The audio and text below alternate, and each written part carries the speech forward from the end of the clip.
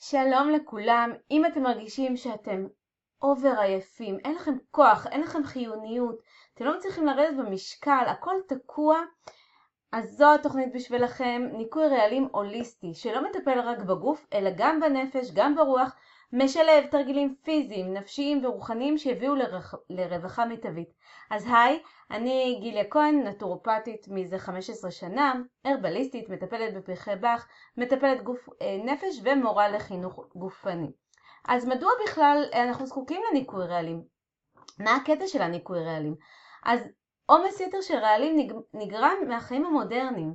אנחנו חשופים לכל כך הרבה רעלנים בסביבה, במזון, בנפש. הנפש שלנו מוסע ברעלים. יש לנו מערכות מדהימות של הגוף שמסננות, אבל מה לעשות שהן עמוסות, אז הן לא מתפקדות כמו שצריך. אז המטרה שלנו ככה לעזור להם בניקוי הטבעי, ואז זה יוביל לשיפור אנרגיה, מעלה את חיוניות הגוף והנפש.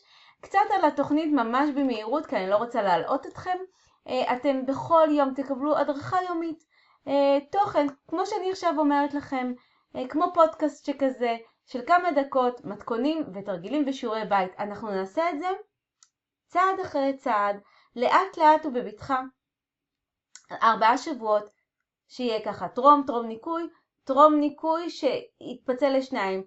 ניקוי מסוים או ניקוי יותר אגרסיבי, ואז נתאחד יחד אחרי הניקוי. כשאני אומרת נתאחד יחד, אנחנו נהיה בקהילה, אנחנו נבנה קהילה שתתמוך, תשאלו שם שאלות, ניתן מוטיבציה אחד לשני. זה יהיה פשוט תוכנית תומכת ונפלאה. אבל מה הרווח בעצם העתידי מהתוכנית הזאת?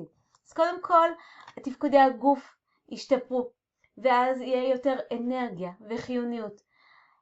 אתם תמנעו מחלות, כי אנחנו נפחית את הדלקת שמביאה למחלות כרוניות. תופעת הלוואי תהיה ירידה במשקל, אבל זה באמת לא מה שחשוב, כי החילוף חומרים הוא יהיה משופר, והפחתת הדלקת תהיה טובה, אז זה יסייע לניהול המשקל.